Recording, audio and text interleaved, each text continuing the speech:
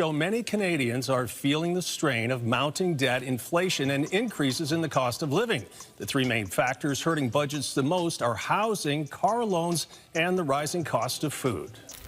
The Bank of Canada just released its April 2026 monetary policy report, and we know that they held their rate, but that's not the most significant piece of information. The real message is that Canada's economy is soft, housing is still weak, but inflation risk is back. And people are finally starting to realize that Mark Carney is not what they bargained for. Carney is under fire because the housing market crisis is destroying Canadian families, and his own government's data confirms it. The Bank of Canada just reported that 9% of Toronto mortgage holders cannot refinance in 2027. Delinquencies in Toronto are up 57% in 1 year. Carney promised the most ambitious housing plan since World War II. His own parliamentary budget officer said it will deliver 26,000 homes. Families are paying for that gap every single month. And when you have a recession, plus a housing crisis, plus a mortgage crisis, plus Mark Carney, the financial genius, and nothing is getting better, sooner or later, that's going to be affected in the polls.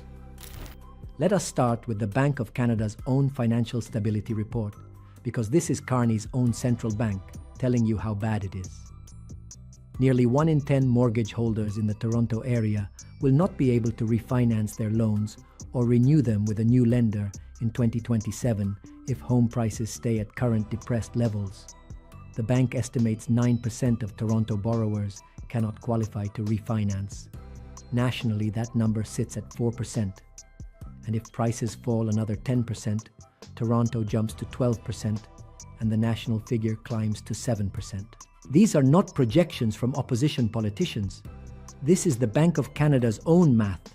Almost 10% of Toronto mortgage holders won't qualify to refinance next year, Bank of Canada says.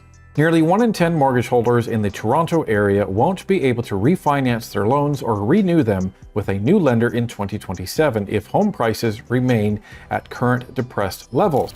What does it actually mean when you cannot refinance? It means you cannot switch lenders to get a better rate. You cannot extend your amortization to lower monthly payments. You cannot take equity out of your home to pay down other debts. Borrowers who need to refinance to manage their payments may not qualify if they have too little equity to meet lender requirements. Lower home prices directly increase the risk that households could fall behind on payments. You are trapped in your existing mortgage with your existing lender, paying whatever rate they offer you, with zero negotiating power. Welcome back. More Canadians filed for insolvency in the first 3 months of this year than in any other quarter since the global financial crisis. There's a growing concern more households are carrying too much debt and having difficulty paying their bills. The delinquency numbers show that trap is already closing around tens of thousands of families. Mortgage delinquency balances are up 32% nationally compared to last year. In Ontario, that figure rose 52% year over year.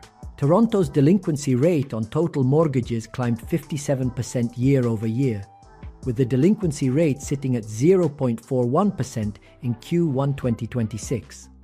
And Brampton, the city Ottawa built into a student housing dependency and then abandoned overnight, now carries Canada's highest mortgage delinquency rate at 0.64%, more than double the national average. The renewal wave hitting right now is what makes this so dangerous.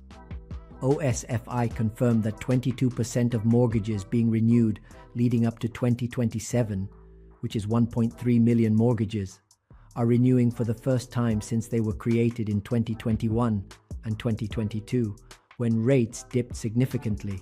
2022. As real estate values have dropped, a key lending metric called the loan-to-value ratio has worsened for homeowners. The LTV ratio shows how much a homeowner owes relative to their property's market value. For example, if a homeowner's mortgage is equal to 80% of the property's value, they have an LTV ratio. These are homeowners who locked in under 2% and are now seeing renewal offers in the 4 to 5% range. Non-performing mortgage loans in Canada reached approximately $7.2 billion in Q1 2026, an increase of about 150% since 2022. 150% in 4 years. That is not a housing market under stress. That is a housing market breaking. The report from the Office of the Superintendent of Bankruptcy is really, really worrying. So the number of people who filed for insolvency, consumer proposal, or bankruptcy in the first quarter of this year was up 8.5% versus the same period a year ago. And the insolvency data tells you exactly where all this financial pressure ends up. 37,121 Canadians filed for insolvency in Q1 2026, the highest number since 2009, when North America was reeling from the global financial crisis. Insolvency volumes rose 18.8% year over year, with homeowner insolvencies jumping more than 11% in a single quarter. These are not people who made reckless financial decisions. Many of them are employed Canadians who simply cannot absorb a 20 to 25% jump in monthly mortgage payments on top of groceries up 30% and shelter costs up 28.5% since 2020. A year ago, there were more people who called with like a big issue, a job loss, a divorce, a health issue, something like that.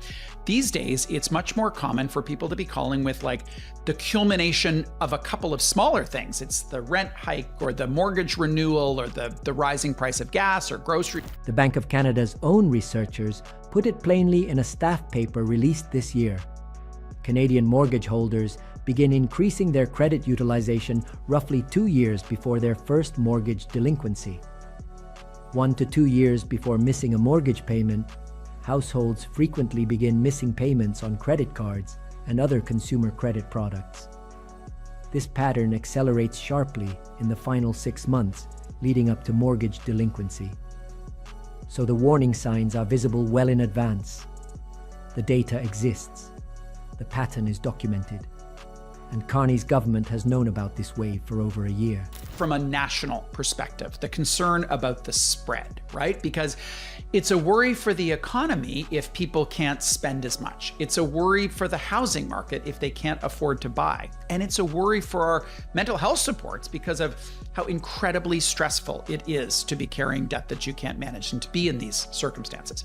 The Office of the Superintendent of Financial Institutions identified rising residential mortgage arrears and defaults as the #1 threat to Canada's financial system in its 2026 to 2027 Annual Risk Outlook Report.